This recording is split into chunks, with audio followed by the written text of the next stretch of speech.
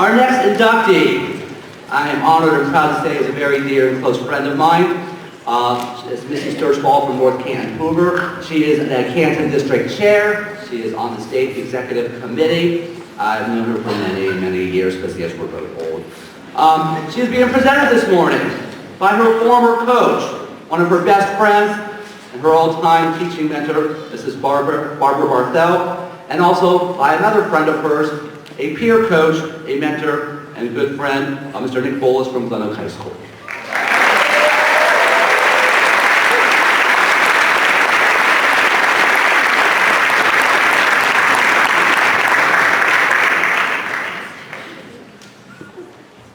It was about 50 years ago when I sat out there, and I think that, besides I'm old, that I'm more nervous today than I was at that particular time.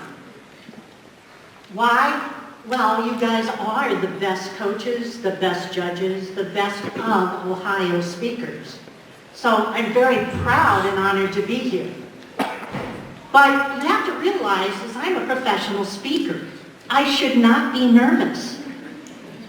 Yes, I did compete in humor in high school. I was a college debater. I went on to college to become a speech coach. That was my goal. I became a speech coach at Glenwood High School, now Glen Oak High School. I then went on to become coach at North Canton Hoover High School, and that's where I met my very great friend, Missy Stertzbach. Missy, I have a long history, so this should be a piece of cake. But speaking on somebody who is your former student, but your great friend, it's not so easy. I'm going to use one of her Missyisms, as I call them. I'm not going to lie, but I'm more nervous now than I was when I got married, and that didn't last.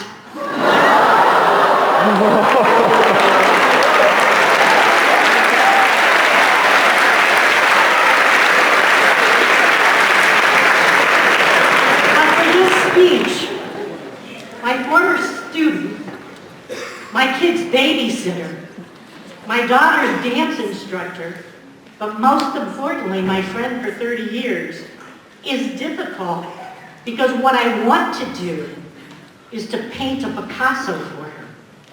What I want to do is compose a symphony for her. This is so important to Missy, her family, her friends, that I hope you bear with me as I do the best that I can for her. Because I'm proud as a peacock. I'm just like a parent. I'm so proud of Missy, her successes, and I proudly admit that I'm the lesser coach.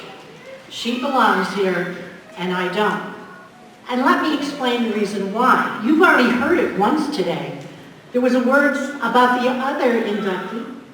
It was the word passion. It's the P word that you're going to hear sprinkled throughout this entire speech. Because that is what Missy is. A passionate person, a passionate teacher, a passionate coach. That's what separates these folks from me. Passion. Passion for her friends, her family, teaching, and passion for her speech and team. Let me first of all tell you a little secret that Missy doesn't know either. Missy, you and your mother and I had little discussions about you. Your mom, recently deceased, sometimes worried about you because you were your own person. You were willing to take chances. You weren't trying to defy the odds. But don't get me wrong, she loved you for that. She didn't always understand it, but she loved you for that. But as a parent, she knew that sometimes society looks askance at those traits. Each time we talked, I assured her that you'd be okay, and I'd take a look after you. But your mom and your dad, both in heaven right now, have nothing to worry about. As she and your father look down on you today, both of them are going up there saying, "All right, Missy." They know that you're a strong, passionate woman who feels and does and succeeds. Passion is what she grew up with. It's what drives the Stertzbach family. Many of you don't realize that Missy's mom owned and operated one of the finest dance studios in Ohio, Judy Bourne Academy of Dance. Her sister Jamie, her niece Megan, and Missy now continue that legacy. Missy's mom was very much like Missy, passionate about dance, passionate about her students, passionate about her family. Missy, she once told me how beautiful you are, inside and out. She beamed when she told me that about your skill at tap dancing, and how you succeeded in areas that she doesn't quite understand, but is amazed by. Your dad also passed, and he helped to build that passion. Think about how you and he have cheered on the Cleveland Indians year after year. Please ask him for a little help this year.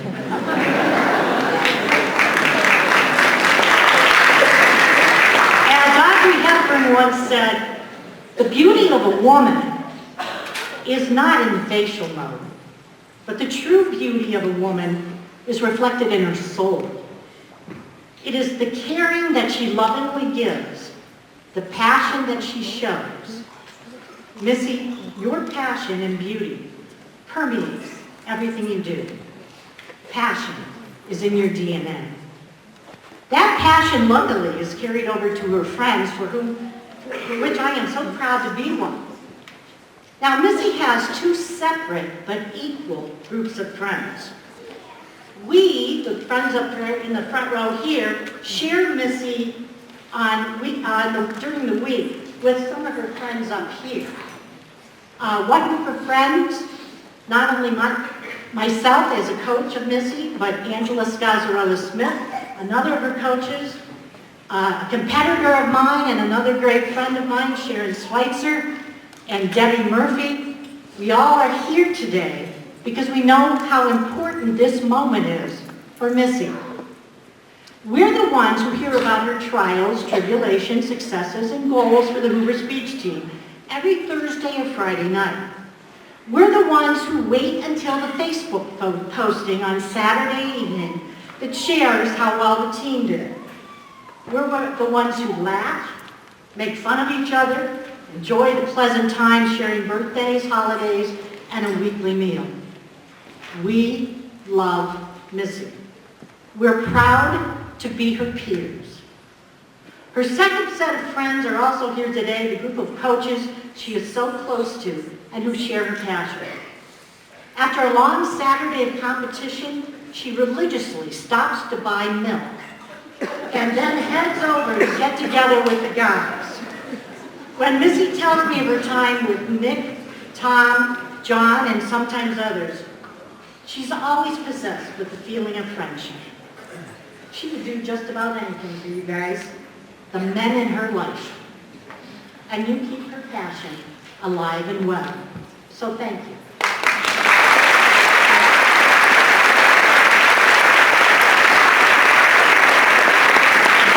Missy's second passion is for teaching, and that's why she's an excellent coach. I remember when she was a full-time sub, and then she landed a job at a very well-respected Stark County High School. She's a phenomenal teacher because she relates to students. She was ahead of her time, sometimes got her in trouble, but she was ahead of her time, extremely innovative, and always thinking about how she could reach her pupils.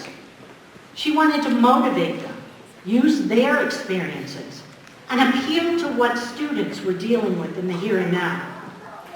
Missy is simply one of the finest educators I know, whether it be in her family's dance studio, in her teaching of English to high school students, her behind-the-stage teaching of young actors in New York, in her job with adult education, or with her successful Hoover Speech Team.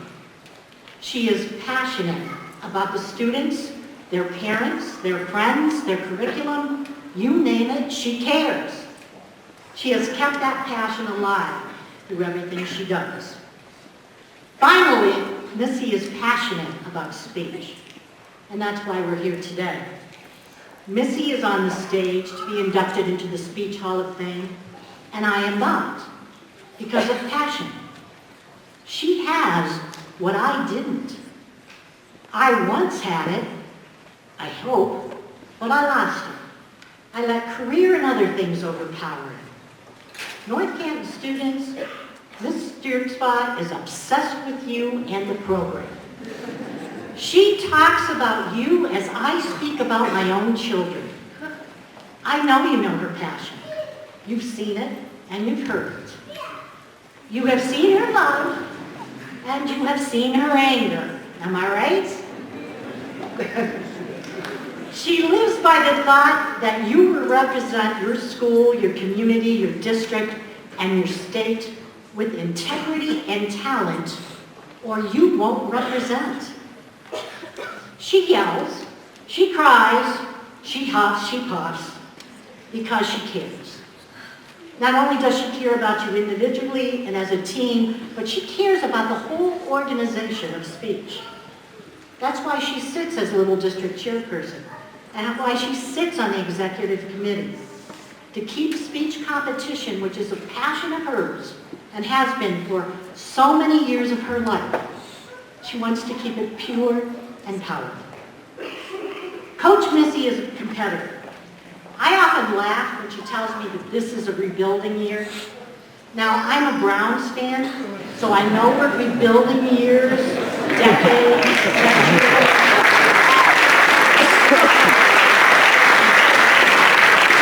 But for Missy, her rebuilding years often mean qualification of over 20 students to the state and 1 or 2 national qualifiers.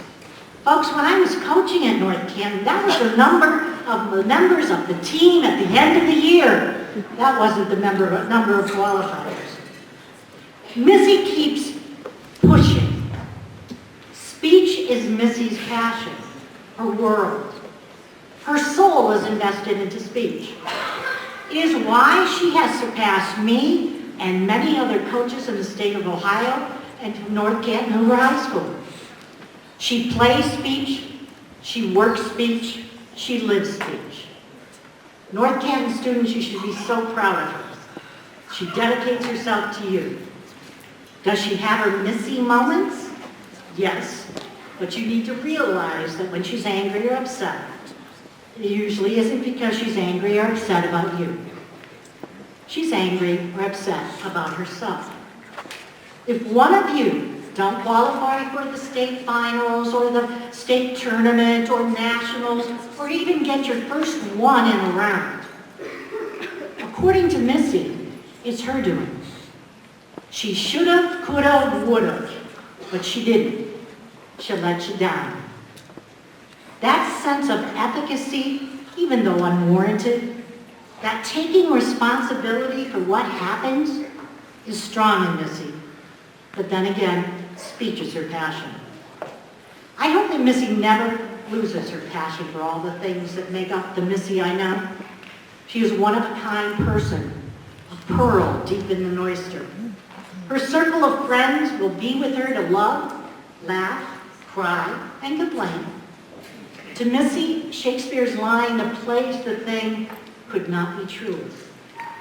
I am so proud to be Missy's coach, but more importantly, her friend. I'm going to end my speech with somebody named Paul Harvey, if any of you remember the old radio days.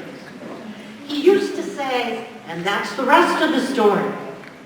I can't use that line today, because I know there's so much more to Missy's story. So, now you know some of the story. Please take this part of her story as a lesson for yourselves. Author T. Ellen Armstrong said, "If there is no passion in your life, then have you really lived? Find your passion, whatever it may be. Become it, and let it become you. And you will find great things happen for you, to you, and because of you."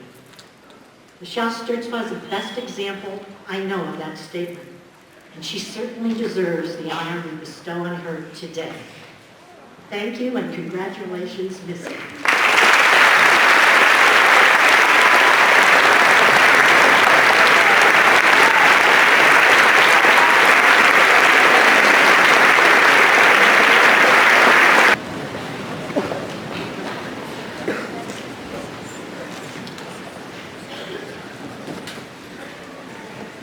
Tucker, Mr. Moffat, Mr. Qualix, Mr. Mossberg, Mr. Bates, distinguished members of the Hall of Fame, coaches, competitors, judges, friends of forensics, Missy and Amy, our class of 2016.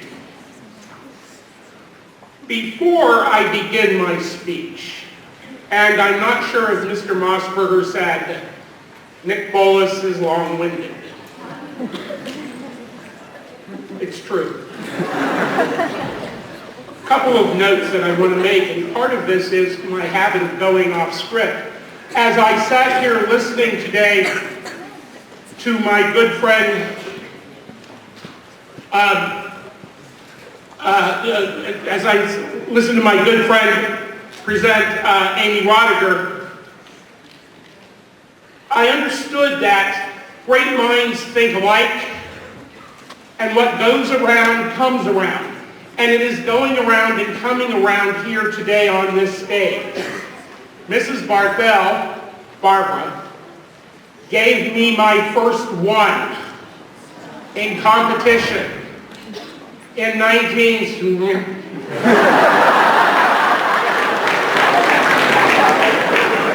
at Glenwood High School, which is now Glen Oak High School.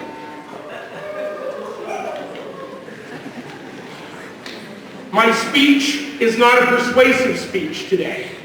We have already been persuaded. We have elected Ms. Stertzbach and Mrs. Rodiger to the Hall of Fame. Rather, in the changing times, this is an informative speech, kind of, sort of. Mrs. Barthel and I chose not to use electronic visual aids so as to conform to the rules of the Ohio High School Speech League. However, I am going to take a liberty because I am old and held in high esteem. A technical violation of the rules, and this is where you're going to see how some of this is coming around. I ask you, please do not make a formal protest to the executive committee. I am going to give you 3 words. I will then ask you to repeat those words as a group, if you are ready. The 3 words are hall, dance, and mount. Are you ready to repeat them?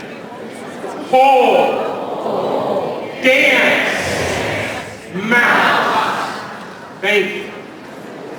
Now, the technical violation here is that I have used other human beings, living creatures as it were, to assist in my speech. I would also have given you more than 3 words, but studies show that most of you would forget more than 3 words or confuse the order. What studies, you may ask? I respond, this time as any good public forum debater, they are in the metadata that I have here somewhere, and I'll show you later.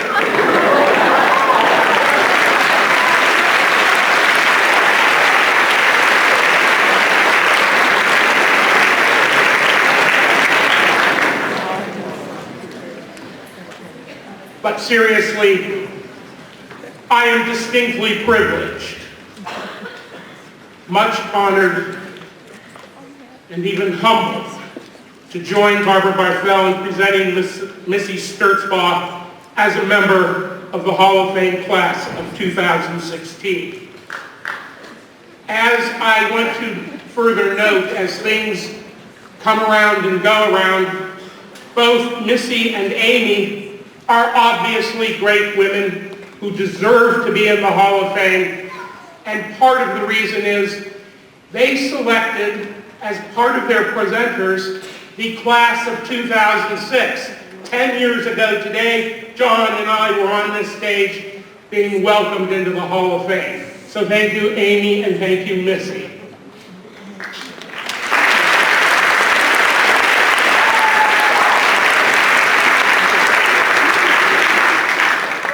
Barbara has detailed in beautiful prose that I cannot hope to equal the outstanding qualities of Missy, the person.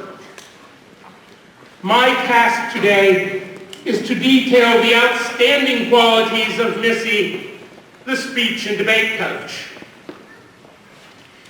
I will begin by revealing a secret that Missy Stertzbach does not want her fellow members of the executive committee, the coaches of the Canton district, or any of you here today to know. Her secret? Missy is a pretty fair debate coach, especially Lincoln Douglas debate. As a matter of fact, that was how Missy and I really became acquainted, in the debate tab rooms. This was years ago. She was a young assistant coach at Hoover High School. Of course, today she is at best youngish. I just had to. And her job was coaching extemp and Lincoln Douglas debate. She dabbled in interpretation and oratory, but her job was to specialize in extemp and debate. The head coach was in the speech tab. So Missy's other job was to work in debate tab. At that time, it was seen as being exiled or condemned to the deepest regions of hell. In those old Canton Akron debate tab rooms, Missy worked and learned from Sharon Altoff, Elaine Phippen, Diane Swink, Suzanne Tyson, Deborah Wursler, and to some extent, me.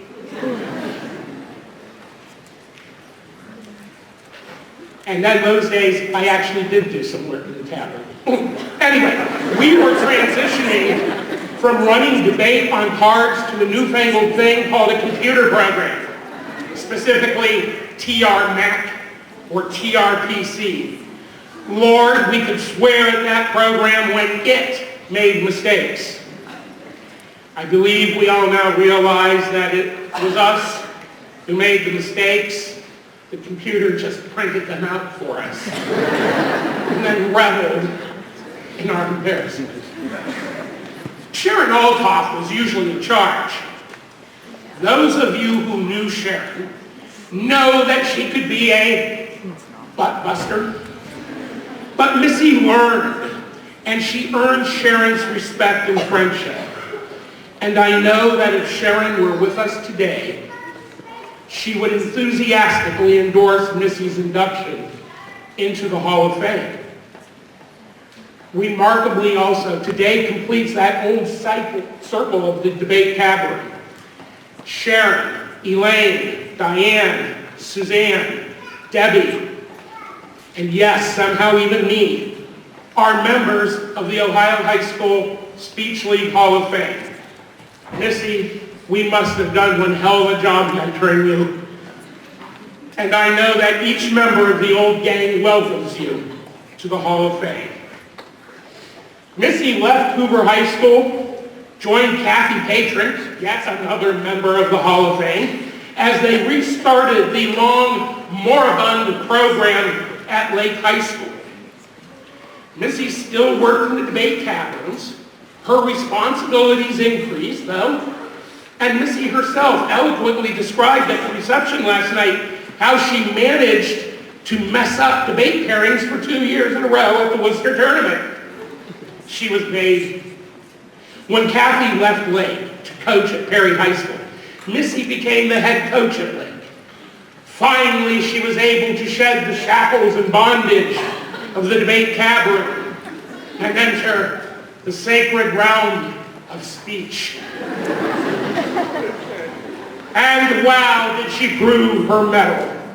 Building on the foundation that she and Kathy established, Lake High School became a formidable, all-around debate and speech program. It seemed as if Lake would rise to challenge the established Canton, Akron powers in speech and debate. Fortunately, for opposing coaches, wanderlust overtook Ms. Stertzbach. she moved to New York City. Missy needed bigger challenges than Canton, the Hall of Fame city, or Stark County could offer. Missy was out to seek her fame and fortune in the Big Apple. Fame was elusive. There are 11 million people, give or take a million, in New York City. Fortune Missy might have had, were it not for rents that boggle the minds of normal, level-headed Ohioans. But she did find a team to coach. Where did she coach? Bronx High School of Science, a legendary school of national debate reputation. Did Missy revert to coaching debate? No. She took on the job of speech coach. Now at Bronx Science, the speech coach was just a step above the junior apprentice midnight shift custodian. But Missy rose to the challenge and made Bronx High School of Science a nationally respected speech program. Returning to her senses and running out of money, Missy returned to Fair, Ohio, returned to the bosom of her family, returned to her longtime friends, and found that her alma mater, Hoover High School, was looking for a head coach for their speech and debate program. Well, I got her home from New York City. I'm way over time, so we're going to go through this fast. Missy, with the help of her assistant coaches, Jennifer Manning and Jim Kellens, has made Hoover High School a comprehensive speech and debate powerhouse in the state of Ohio. She doesn't work in the debate cab rooms anymore, but executive committee and Canton district coaches take note. She can.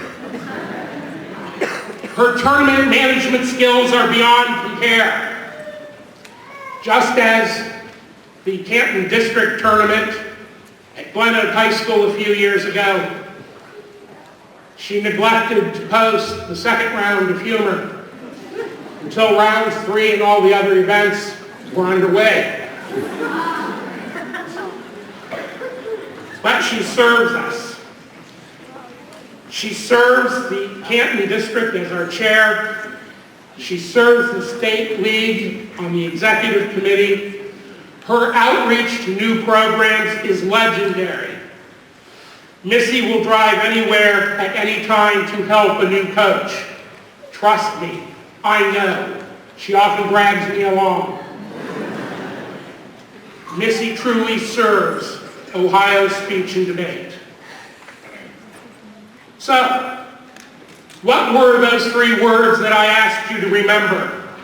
Say them with me. Whole, dance, mouth. Because of her whole, selfless commitment to Ohio's speech and debate, because of her whole leadership to Canton and to the Ohio High School Speech League, because of her whole love and dedication to her students, really her kids, Missy has danced her way into our hearts. She has overcome obstacles, survived personal loss. She has earned our admiration and our love. Missy has achieved the pinnacle. Missy has ascended the mount, the highest honor that we can bestow, the Ohio High School Hall of Fame. Kindly join Barbara and me, all of us, in welcoming Missy Stertzbach to the Ohio High School Speech League Hall of Fame.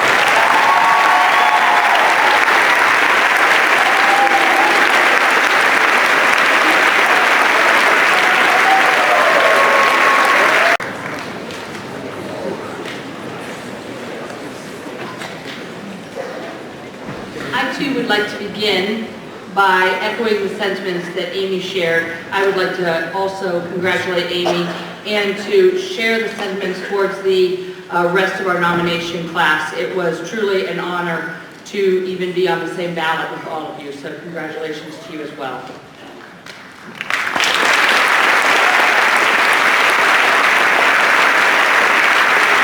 For most of us in this room, it's all about the words.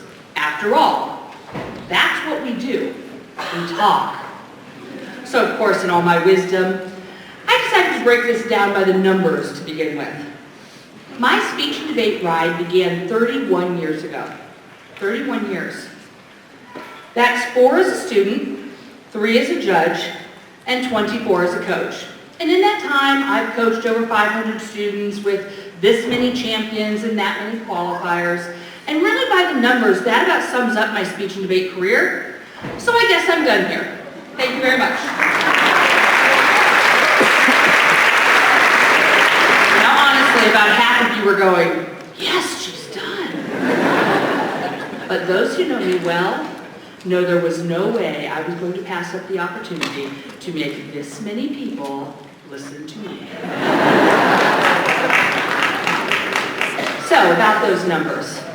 The truth is, those numbers have very little to do with what speech and debate has meant to me. Speech and debate has made me who I am. The lessons I have learned indeed have been life-changing.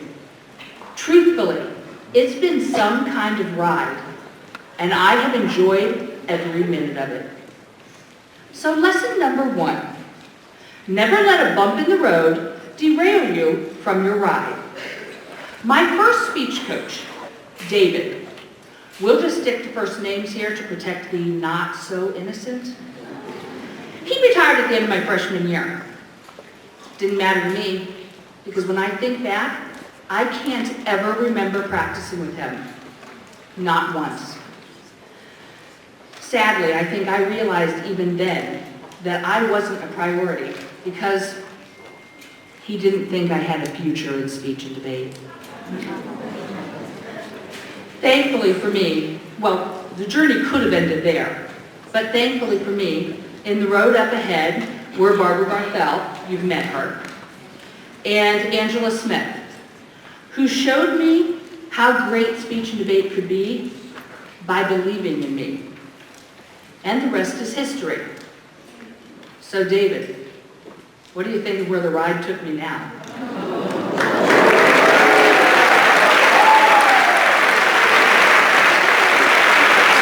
Lesson number 2. Winning and losing make the ride worthwhile.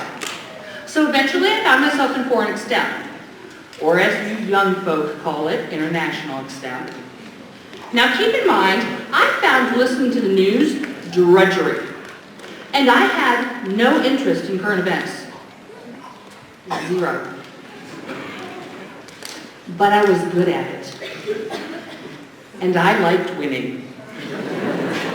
You were probably expecting me to stand up here and just tell you, do what you love, no matter what. I am. Correction, I loved winning. And in truth, I make no apologies for that. Because wanting to win is one of the things that drives us to be our best. But nobody wins all the time. So it's my senior year in high school, big districts. We're at McKinley High School. I'm the alternate to nationals. Behind my teammate, who didn't have to work at it at all. At all. I was devastated. But with the example of my coaches, Barbara and Angela, I quickly came to realize that that one day didn't erase the success I had had, or change who I was or who I am. Losing can be hard, but it makes the successes so much more meaningful. And honestly, I hardly ever twitch anymore when I think of that day. Hardly ever. Now, I do still twitch when I think about the U-turn that took me to New York City to coach for 8 years. I often refer to this time as the dark years. I found myself surrounded by coaches motivated only by trophies. Yes, I like winning, but sometimes the most important victories occur when a student earns a 1 for the first time or gives his or her first extemp speech that goes over 5 minutes. I have come to understand that what I learned from the New York City detour is important. I learned what kind of a coach I didn't want to be. And in the words of Dorothy, I learned there's no place like home. The ride back to Ohio is one part of the journey I will never regret. I am so thankful to coach in a state where we value this activity because of what we know it does for students. Trophies aside, winning is great, but losing can be just as meaningful. And it helps make the ride complete. So here's a secret. Can we keep this just between us? I went to college to be a speech coach. So it was fantastic to find myself as the new assistant coach at Hoover while still in college. And this part of the ride began straight uphill. Lesson number 3, never underestimate your ability to pedal harder and just get the ride completed. During my first meeting with the new head coach, she asked me what I knew about debate. I replied with, well, I competed in extemp. Her reply, close enough, you'll coach debate. So there I was coaching the superintendent's kid in debate. I did the only thing I could. I promised her that we would learn together. I lurked in hallways outside of her rounds. When she emerged, we would pore over her flows together. It was a true collaboration, and somehow we figured it out. 3 years later, she was an octa-finalist at Nationals. That part of the ride was fun. Really, really fun. Did I mention I like winning? It does make the ride more thrilling. Lesson number 4. You will make some U-turns, just don't take them too seriously. Several years ago, I found myself expediting the Little District Tournament with my partner in crime, John Weaver. Things were sailing along smoothly as far as we were concerned, when Nick appeared at the door and informed us the Humors were wondering when their round would be posted. We calmly told him, tell him to relax. There's other categories waiting on their round 3 postings as well. He then informed us in his calm, Nick Bolas way that the Humors were still waiting in round 2. Oops. Now I could let you believe that's the only mistake I've ever made. Unfortunately, many of your coaches know differently.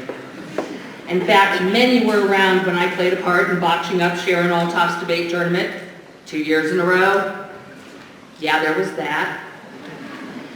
But this is what I've learned about those moments of imperfection. Own them. Fix them when you can. And then move on. It's the only way to enjoy the ride, even when botching up someone else's tournament or forgetting about an entire category of funny people. So it's with this idea in mind that I have to take a slight detour from my speech. And I need to take a moment to publicly apologize to Amy. For those of you with booklets in which her name is misspelled, all me. I am truly sorry, Amy. And finally, lesson number 5. No one completes any meaningful ride or arrives anywhere important alone. I've been reminded of this through the support of so many friends, like Sharon, Debbie, and Angela, who all made the trip just to be here today. Thank you. But let's remember that this ride started all the way back in high school. My teammates gave me a home at school. For that, I will be forever grateful. In fact, I would challenge each of you to thank your teammates for challenging you, for supporting you, and for being on the ride with you. I've had amazing coaches on the ride with me, from Barbara and Angela, to the coaches who taught me how to be a coach. And let me just stop for a minute and tell you that Nick Bolas, underestimates the impact he's had on making me the coach that I am. He took me under his wing when I was nothing but a 20-year-old know-nothing coach and continues to mentor me to this day. Beyond that, there was Sharon Altoff, Debbie Wursler, Diane Swink, and Elaine Phippen.